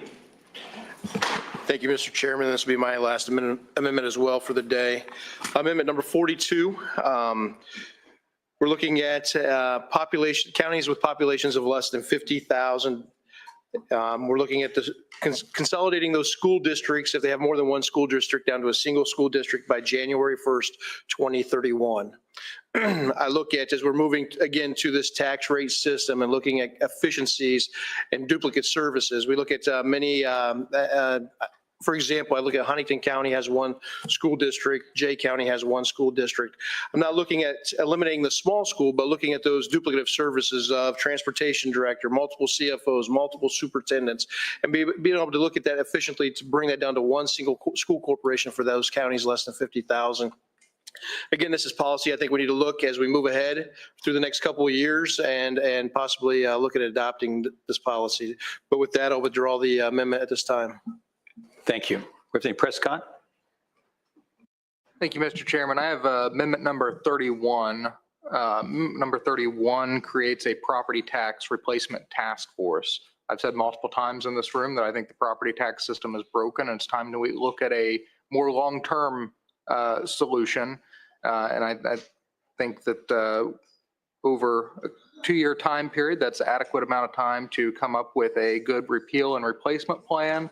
For the interest of time, I'll also just mention the second amendment that I would piggyback off this one to sunset the property tax code in 2030.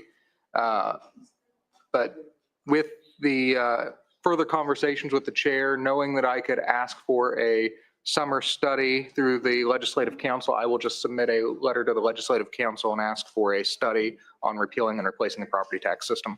So I withdraw the amendment. Thank you, Representative Prescott. Further amendments? You say withdraw it? Yeah, he withdrew it. Yes, yes. Further amendments? Porter, go ahead, please. I have no amendment, but thank you, Representative Prescott. But just a point of clarification, the SALT committee started off as that, and then it wound up being property tax. Okay, so I mean, it's already been studied for 2 years. Nothing came out. There were no recommendations.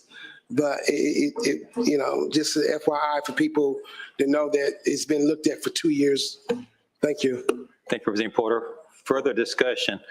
We have an amended bill before us. What's the will of the committee? Move to pass as amended. Is there a second? Motion and second. Call the roll, please. Yes. Yes. Yes. Yes. Yes. Yes. Yes. Yes. Aye. Yes. Explain my vote.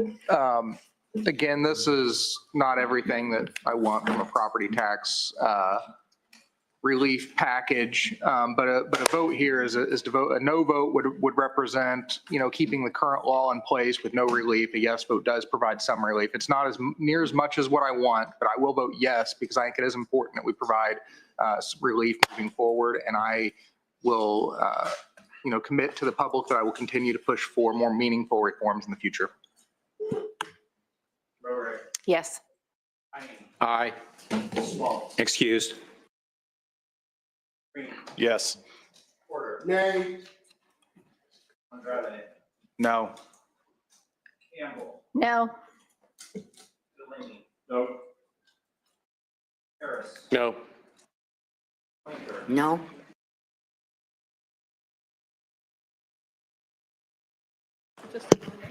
I'm voting no, and I just want to reiterate that true property tax relief would have been that people's property tax would have been decreased based on the base that it is right now. Property taxes are still going to increase for people, just not by as much. And because of that, I'm voting no. Bill passes out 15-8. With that, that's the last bill for the day. I know we'll plan to meet, I'm not sure when, either Wednesday morning or Wednesday upon adjournment, or I'm leaning towards Thursday morning. And that's probably what I'm leaning towards. I will be communicating, with the minority and to let you know, and if whatever we do decide, give you ample time for amendments. I've had that, I made a mistake one time, Representative Porter, give you ample time to prepare amendments, but I'm leaning towards Thursday morning, but I won't say I wouldn't do it on Wednesday at some point. But I'll be communicating that probably from the podium, or not from the podium, but be announced tomorrow on the roster, okay? Anything else needs to come before the committee? Thank you for some great discussion. And with that, we stand adjourned.